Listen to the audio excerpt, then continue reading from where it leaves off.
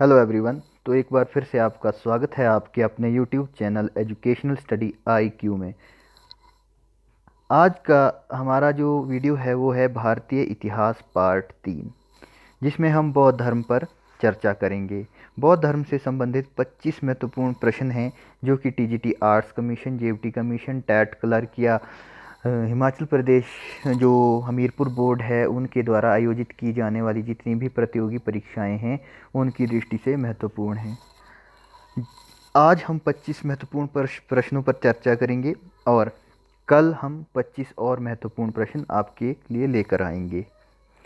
Part 1 में पढ़ा था हमने प्रागैतिहासिक काल और सिंधु घाटी सभ्यता, जिसमें मैंने आपके लिए 50 महत्वपूर्ण क्वेश्चन लेकर आए थे जो कि बहुत ही महत्वपूर्ण थे एग्जामिनेशन की दृष्टि से। जो पार्ट 2 था फ्रेंड्स, उसमें मैं आपके लिए लेकर आया था वैदिक काल, जिसमें मैंने आपके लिए 70 क्वेश्चन दिए थे जो कि मोस्ट इम्पॉर्टेंट थे एग्जामिनेशन की दृष्टि से। आज है बौद्ध धर्म। फ्रेंड्स, अगर आपने पार्ट 1 और पार्ट 2 नहीं देखा है तो इस वीडियो की डिस्क्रिप्शन बॉक्स में आप उसको देख सकते हो, मैं लिंक दे दूँगा। तो फ्रेंड्स, अगर आप भी TGT arts commission, JVT commission, TET clerk या कोई भी हमीरपुर बोर्ड द्वारा आयोजित की जाने वाली प्रतियोगी परीक्षा की तैयारी कर रहे हैं तो आप इस YouTube चैनल के साथ जुड़ सकते हो और परीक्षाओं की तैयारी कर सकते हो। तो चलिए शुरू करते हैं आज का वीडियो। आज का हमारा पहला प्रश्न है, गौतम बुद्ध का जन्म कब हुआ था? फ्रेंड्स, अक्सर टेस्ट में देखने को मिलता है गौतम बुद्ध का जन्म कब हुआ था। तो 4 ऑप्शन है आपके सामने: 563 ईस्वी पूर्व, 558 ईस्वी पूर्व, 561 ईस्वी पूर्व, 544 ईस्वी पूर्व। तो ए ऑप्शन सही हो जाएगा, 563 ईस्वी पूर्व। फ्रेंड्स, गौतम बुद्ध का जो जन्म है वो कपिलवस्तु के निकट हुआ था, लुम्बिनी गांव में, और 563 में हुआ था ये जन्म। उनके पिता सुशोधन थे और वो शाक्य गण के प्रधान थे। उनकी जो माता है फ्रेंड्स वो थी माया देवी, जो कोलीय गणराज्य की एक कन्या थी। महात्मा बुद्ध ने या गौतम बुद्ध ने 29 वर्ष की अवस्था में गृह त्याग किया था और जो बौद्ध ग्रंथों में गृह त्याग को महाभिनिशीक्रमण की संज्ञा दी गई है।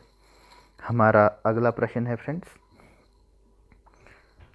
बुद्ध के जीवन की किस घटना को महाभिनिष्क्रमण के रूप में जाना जाता है? अभी हम चर्चा कर चुके हैं उनका महापरिनिर्वाण, उनका जन्म, उनका गृह त्याग, उनका प्रबोधन। तो 4 ऑप्शन थे, अभी ऊपर हम चर्चा भी कर चुके हैं। तो बुद्ध के जीवन में महाभिनिष्क्रमण के रूप में किसे जाना जाता है? तो उनका गृह त्याग। हमारा अगला प्रश्न है, गौतम बुद्ध की माँ किस वंश से संबंधित थी? ये भी मैं आपको पहले प्रश्न में बता चुका हूँ। शाक्य वंश, माया वंश, लिच्छवी वंश, कोलीय वंश। तो वो थी कोलीय वंश से संबंधित जो महात्मा बुद्ध की माँ थी। ऑप्शन डी सही हो जाएगा। हमारा अगला प्रश्न है, बुद्ध का जन्म हुआ था वैशाली में, लुम्बिनी में, कपिलवस्तु में, पाटलिपुत्र में। तो कहाँ हुआ था बुद्ध का जन्म? ऑप्शन बी, लुम्बिनी में। और लुम्बिनी जो कि कपिलवस्तु के निकट था, इसको लुम्बिनी बाग भी कहते हैं। हमारा अगला प्रश्न है, निम्नलिखित में से किस वंश के अभिलेख से इस परंपरा का समर्थन होता है कि लुम्बिनी शाक्य मुनि बुद्ध का जन्म स्थान था? तो किस राजवंश के अभिलेखों से पता चलता है कि, मोस्ट इम्पॉर्टेंट क्वेश्चन है फ्रेंड्स, अच्छे से याद रखिएगा, किस राजवंश के अभिलेखों से पता चलता है कि लुम्बिनी महात्मा बुद्ध का जन्म स्थान था, शाक्य मुनि महात्मा बुद्ध का जन्म स्थान था? मौर्य, शुंग, सातवाहन और कुषाण।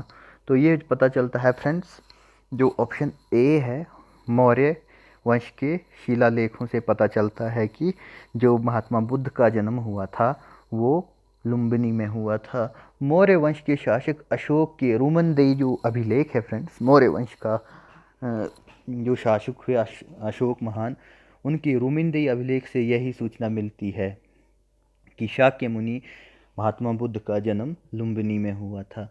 इस अभिलेख के अनुसार फ्रेंड्स अशोक राज्याभिषेक के 20 वर्ष बाद वहाँ गया था। उसके वहाँ जाने पर उसने वहाँ पर पाठ पूजा की तथा जहाँ शाक्य मुनि का जन्म हुआ था वहाँ पर एक अभिलेख भी खुदवाया था। बुद्ध का जन्म स्थल होने के कारण यहाँ पर अशोक ने क्या किया था, कर में छूट देने की घोषणा कर दी थी। हमारा अगला प्रश्न है फ्रेंड्स, मोस्ट इम्पॉर्टेंट क्वेश्चन है फ्रेंड्स, निम्नलिखित में से कौन सा अशोक का अभिलेख इस परंपरा की पुष्टि करता है कि गौतम बुद्ध का जन्म लुम्बिनी में हुआ था। पीछे ही क्वेश्चन हम देख चुके हैं, इस तरह भी पूछ सकते हैं जैसे ये क्वेश्चन डाला है मैंने, बसाड़ स्तंभ अभिलेख, निगाली स्तंभ, सागर स्तंभ अभिलेख, रामपुरवा स्तंभ अभिलेख, डी ऑप्शन रुमिंदेई स्तंभ अभिलेख। तो ये है रुमिंदेई स्तंभ अभिलेख, आपका डी ऑप्शन सही हो जाएगा। हमारा अगला प्रश्न है, महात्मा बुद्ध का महापरिनिर्वाण कहाँ हुआ था, अर्थात महात्मा बुद्ध की मृत्यु कहाँ पर हुई थी। तो यहाँ पर आपके सामने 4 ऑप्शन हैं, लुम्बिनी में, बोध गया में, कुशीनारा में, कपिलवस्तु में। तो फ्रेंड्स ये जो महात्मा बुद्ध हैं इनकी जो महापरिनिर्वाण हुआ था अर्थात मृत्यु हुई थी, ये कुशीनगर में हुई थी। और बौद्ध धर्म का प्रचार करते हुए जब महात्मा बुद्ध मल्लों की राजधानी पावा पहुँचे थे तो जहाँ वे चुंद नामक एक लोहार था फ्रेंड्स, उनकी जो आम्र वाटिका थी वहाँ पर रुके थे।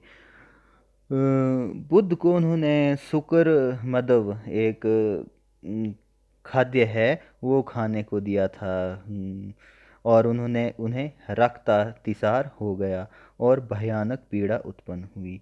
इस वेदना के बाद वे क्या हुआ, उनको मतलब कुशीनारा की तरफ गए और वहाँ मल गणराज्य की राजधानी पहुँचे। मतलब बीमार थे पर तब भी वो वहाँ से चले गए और कुशीनारा पहुँचे थे। यहाँ पर उन्होंने 483 ईस्वी पूर्व 80 वर्ष की अवस्था में शरीर को त्याग दिया था। बौद्ध ग्रंथों में इसे महापरिनिर्वाण कहा गया है फ्रेंड्स। तो हमारा अगला प्रश्न है, गौतम बुद्ध का महापरिनिर्वाण जिस राज्य में हुआ था यह है अंग, मगध, मल, वत्स।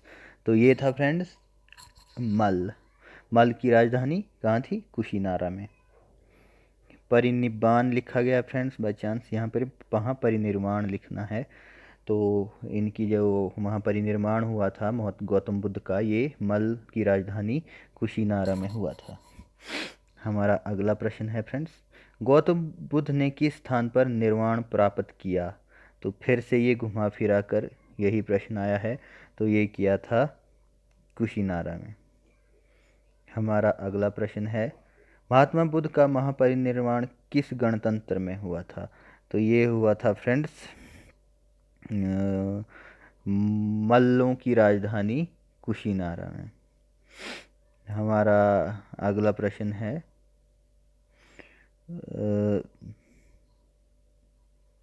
महापरिनिर्वाण मंदिर अवस्थित है कुशीनगर में, सारनाथ में, बोधगया में, श्रावस्ती में। मोस्ट इम्पॉर्टेंट है महापरिनिर्वाण मंदिर, पहली बार सुन रहे होंगे आप ये क्वेश्चन। महापरिनिर्वाण मंदिर कहाँ अवस्थित है, तो ये है कुशीनगर में, क्योंकि वहाँ पर ही उन्होंने अपने शरीर को त्यागा था। ऑप्शन ए सही हो जाएगा। हमारा अगला प्रश्न है, ये महापरिनिर्वाण जो मंदिर है वो कुशीनगर में है। महापरिनिर्वाण मंदिर उत्तर प्रदेश में है फ्रेंड्स, आपको इतना पता होना चाहिए, जो कि कुशीनगर में है। जो कुशीनगर है वो उत्तर प्रदेश में है। यहाँ भगवान बुद्ध की मूर्ति है जो कि 1876 में उत्खनन से प्राप्त हुई थी। महापरिनिर्वाण मंदिर विश्व में बौद्ध धर्म का सबसे पवित्र स्थानों में से एक है, आपको इतनी जानकारी होनी चाहिए फ्रेंड्स। हमारा अगला प्रश्न है, गौतम बुद्ध द्वारा अपने धर्म में दीक्षित किया जाने वाला अंतिम व्यक्ति कौन था? आनंद, सारिपुत्र, मोगलान, सुभद्र। इन चार में से किसने महात्मा बुद्ध ने अंतिम टाइम में उपदेश दिया था या शिक्षित किया था? तो ये था फ्रेंड्स सुभद्र। ऑप्शन डी सही हो जाएगा, सुभद्र, जिसको महात्मा बुद्ध ने अंतिम बार उपदेश दिया था। अपने जीवन के फ्रेंड्स जो अंतिम वर्ष थे, महात्मा बुद्ध ने अपने शिष्य चुंद के यहाँ पावा पहुँचे थे। चुंद के पास आए थे। यहाँ उन्होंने शुक्र मदव भोज्य सामग्री खाने से अतिसार से पीड़ा हो गई, जैसा कि मैंने आपको बताया भी है। और वहाँ से वो कुशीनगर चले गए और वहाँ पर सुभद्र को उन्होंने अपना अंतिम उपदेश दिया और वो महापरिनिर्वाण को प्राप्त हुए। अगला प्रश्न है फ्रेंड्स, बुद्ध द्वारा रूपांतरित निम्न व्यक्तियों में से कौन सा अंतिम था? आनंद, वसुमित्र, गोशाल, सुभद्र। तो पीछे ये घुमा फिरा किस तरह क्वेश्चन पूछते हैं, रूपांतरित या अंतिम उपदेश किसे दिया गया, इस तरह से किसी तरह भी क्वेश्चन पूछा जा सकता है। तो ये दिया गया था सुभद्र को। हाँ, हमारा अगला प्रश्न है, बुद्ध ने अपने जीवन की अंतिम वर्षा ऋतु कहाँ बिताई थी? तो ये बिताई थी उन्होंने वैशाली में। अंतिम वर्षा ऋतु मतलब अंतिम बसंत कहाँ बिताई थी? महापरिनिर्वाण सूक्त से अपने जीवन के विविध आयामों एवं काल का निर्धारण किया जाता है, जिसके अनुसार बुद्ध ने अपने जीवन की अंतिम वर्षा ऋतु वैशाली में बिताई थी। ये जो बौद्ध धर्म है, ये अपनी जैसे एक बसंत, दो बसंत हम हिंदू धर्म में गिनते हैं एज को, तो यहाँ पर ये वर्षा ऋतु से गिनते थे उस दौरान। तो उन्होंने अपनी जो अंतिम वर्षा ऋतु बिताई थी वो बिताई थी वैशाली में। हमारा अगला प्रश्न है, निम्नलिखित में से कौन सा बौद्ध मत में निर्वाण की अवधारणा की सर्वश्रेष्ठ व्याख्या करता है? बौद्ध धर्म मत में निर्वाण की अवधारणा की सर्वश्रेष्ठ व्याख्या कौन करता है? तृष्णा रूपी अग्नि का शमन करना, स्वयं की पूर्णतः अस्तित्वहीनता, परमानंद एवं विश्राम की स्थिति, धारणातीत मानसिक अवस्था। काफ़ी इंपॉर्टेंट क्वेश्चन है फ्रेंड्स। इसका ए सही हो जाएगा। तृष्णा मतलब इच्छाओं को कंट्रोल करना, अपनी अग्नि का शमन करना, उसको तोड़ना। फ्रेंड्स, जो बुद्ध थे वे निर्माण को मन की उस परम शांति के रूप में वर्णित करते थे जो तृष्णा, क्रोध और दूसरी विषादकारी मन स्थितियों से परे है। यह शांति तभी प्राप्त होती थी जब सभी वर्तमान इच्छाओं के कारण समाप्त हो जाएं और भविष्य में पैदा हो सकने वाली इच्छाओं का जड़ से नाश हो जाए। निर्माण में तृष्णा और द्वेष के कारण जड़ से समाप्त हो जाते हैं, जिससे मनुष्य सभी प्रकार के कष्टों या संसार में पुनर्जन्म के चक्र से छूट जाता है। अतः इन्होंने तृष्णा रूपी अग्नि को खत्म करना ही सबसे बड़ा तप माना था। हमारा अगला प्रश्न है, अलार कलाम कौन थे? बुद्ध के शिष्य, प्रतिष्ठित बौद्ध भिक्षु, बुद्धकालीन शासक, बुद्ध के एक गुरु। तो ये थे बुद्ध के एक गुरु जो अलार कलाम थे।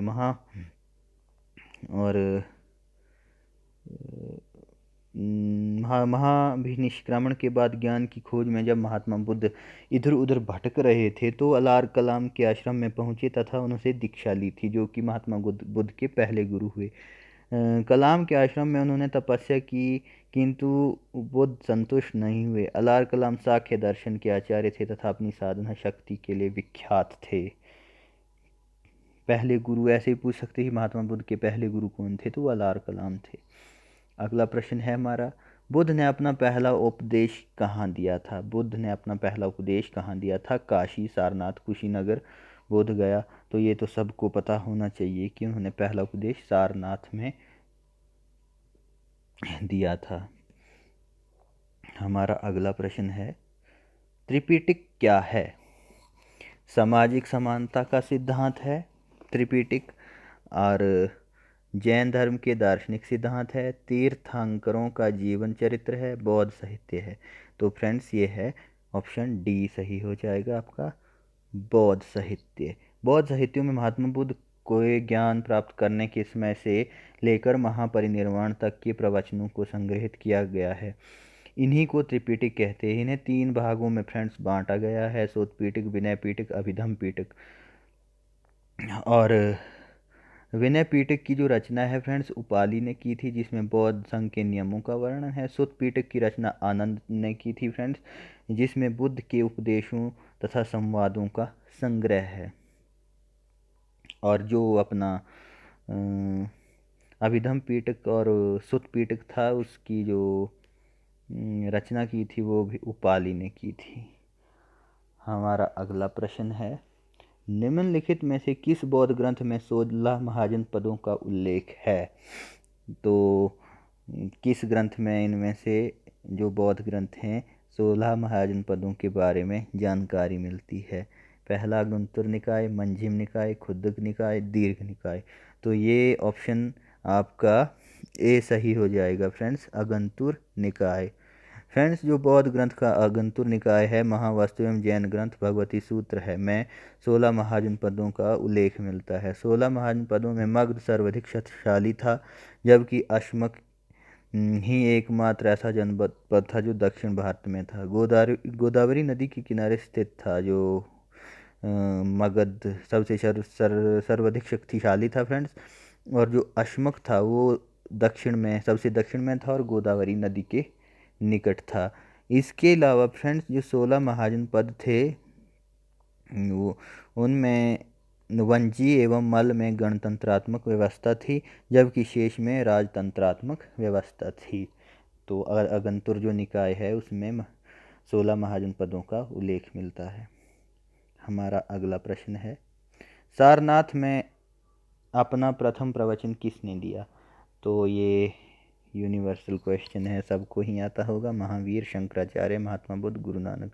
तो महात्मा बुद्ध ने वहाँ पर अपना प्रथम उपदेश दिया था सारनाथ में।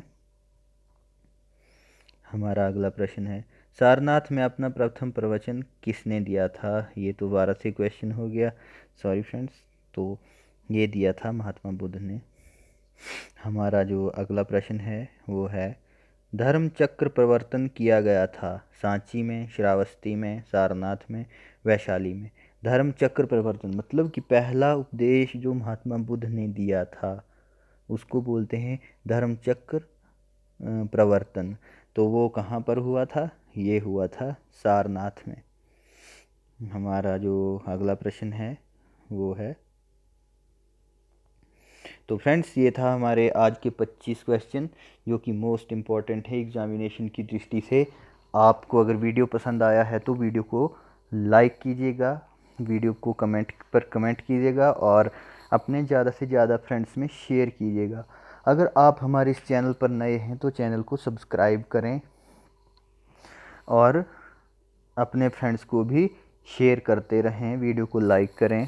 तो फ्रेंड्स थैंक यू, मिलते हैं कल के वीडियो के साथ बौद्ध धर्म के 25 नए क्वेश्चन के साथ।